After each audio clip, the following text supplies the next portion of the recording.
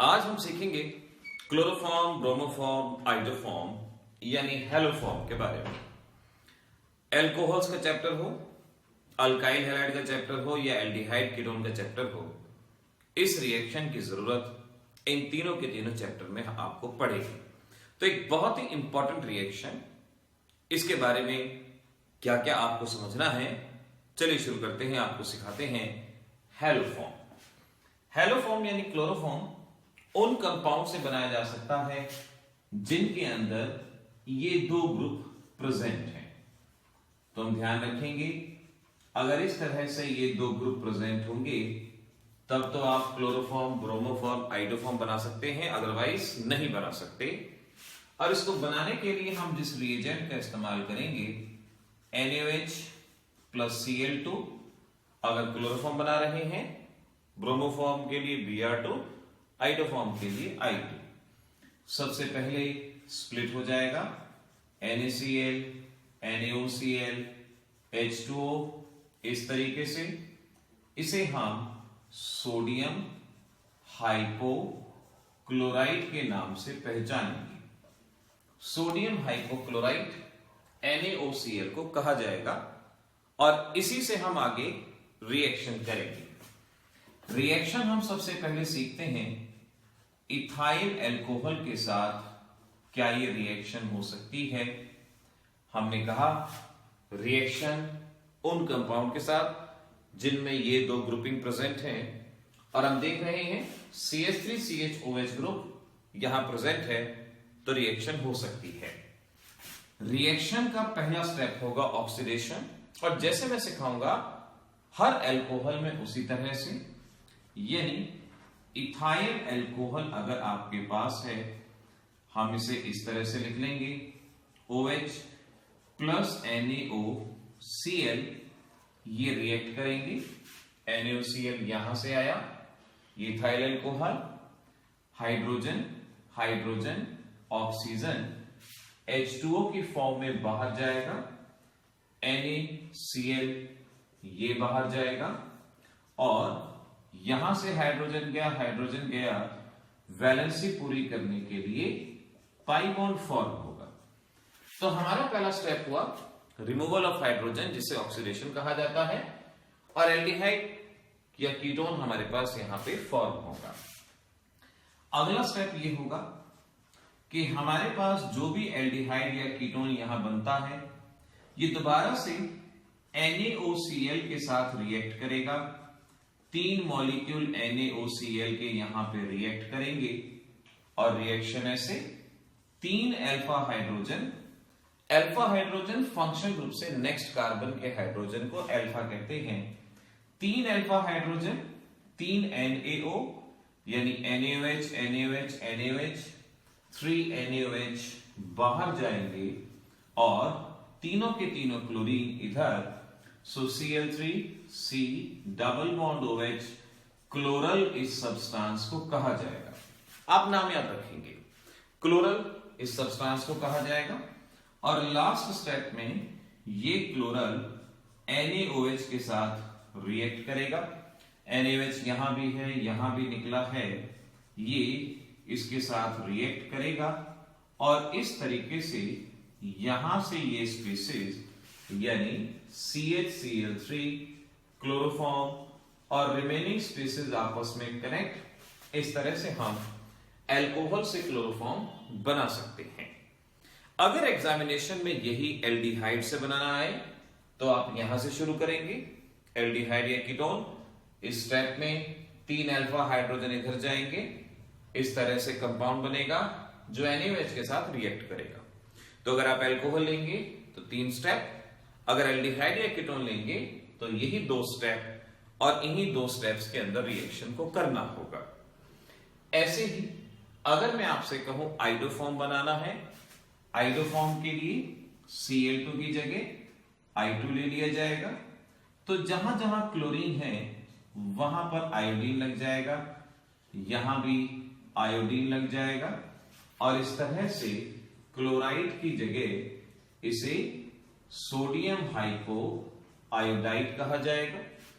Alcohol NaOI के साथ react करेगा HHO बाहर, और इस तरह से हमारे पास एल्कोहल एल्डिहाइड कीटोन में कन्वर्ट हुआ।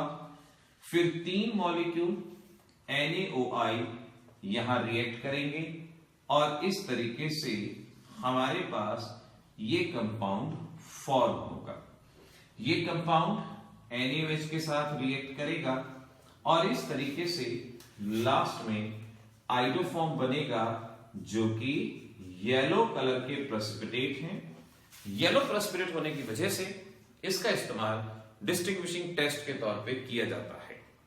तो जहां भी हमारे एग्जाम में डिस्टिंग्विशिंग टेस्ट आएगा और जिनमें ये ग्रुपिंग प्रेजेंट होगी, वो आइडोफॉर्म टेस्ट देंगे। आइडोफॉर्म के बारे में ध्यान रखना, एंटीसेप्टिक के तौर पे भी इसका इस्तेमाल किया जाता है।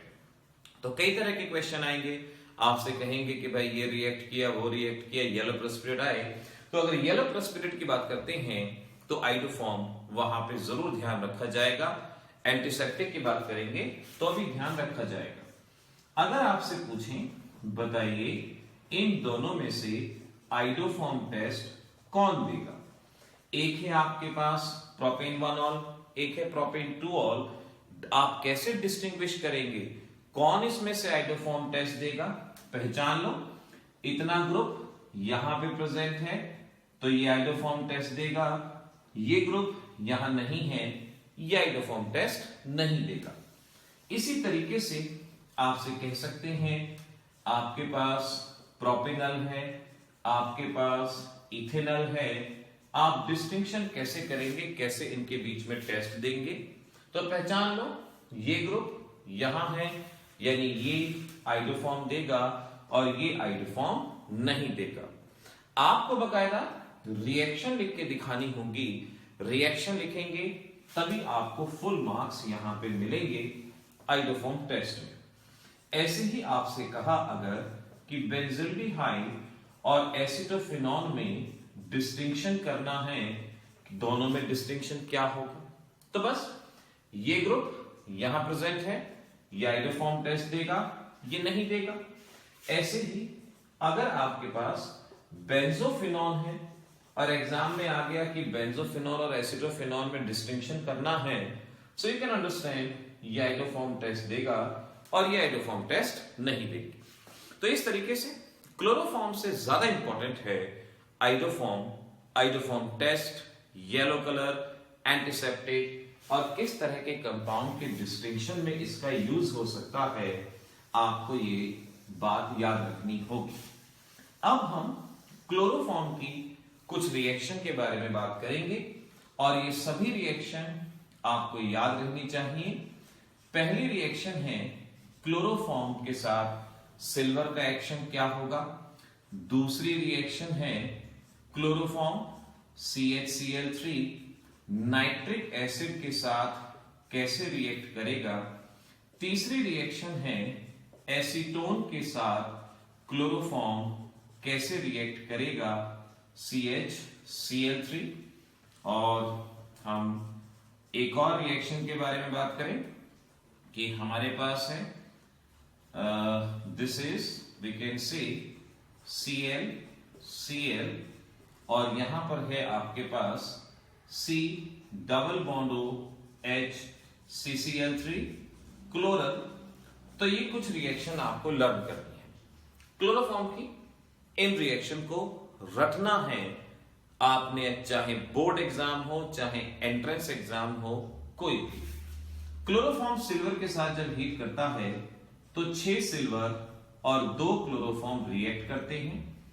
यहां से AgCl बाहर जाता है, CH और CH वैलेंसी पूरी करते हुए आपस में कंबाइन हो जाते हैं और इस तरह से इथाइन हमें यहां पर मिलता है।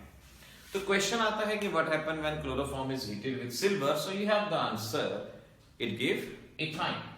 क्लोरोफॉर्म नाइट्रिक एसिड के साथ जब रिएक्ट करता है H2O बाहर जाता है और इस तरह से हमारे पास बनता है क्लोरोपिक्रिन। इस कंपाउंड का नाम रहेगा क्लोरोपिक्रिन कहा जाएगा। एसीटोन क्लोरोफॉर्म ये ऐसे रिएक्ट करेगा, हमारे पास क्लोरोफॉर्म है, एसीटोन है, H इधर, ये इधर, और इस तरीके से वी कैन अंडरस्टैंड हमारे पास ये स्पीसीज बनेगी जिसे क्लोरीटॉन के नाम से पहचानते हैं।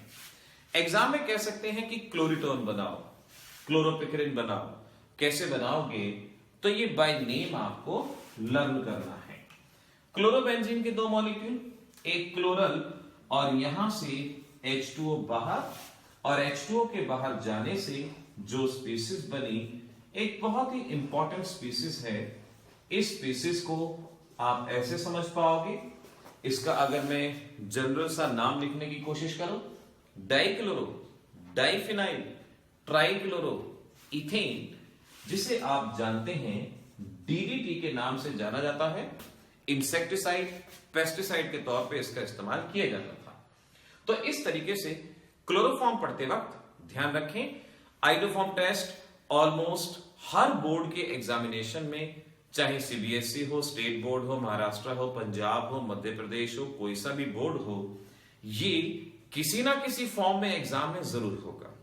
या तो डायरेक्ट टेस्ट के फॉर्म में होगा या डिस्टिंक्शन टेस्ट की फॉर्म में होगा। ये आपके एग्जाम में डेफिनेटली मिलता है और इनके बेसिस पे आने वाली ये रिएक्शन कह सकते हैं, क्लोरोफॉर्म से पेस्टिसाइड बनाओ तो आप DDT बनाओगे, इंसेक्टिसाइड बनाओ DDT बनाओगे, आपसे कहते हैं एक जनरल एंटीसेप्टिक बनाओ तो आप आइडोफॉर्म बनाओगे। इन रिएक्शंस को आपने इस टॉपिक के अंदर लर्न करना है। तो इस तरह से बच्चों देखते रहिए, रिएक्शंस को आसानी से, इजी मेथड से आपको लर्न करना चाहिए, कोशिश करनी चाहिए।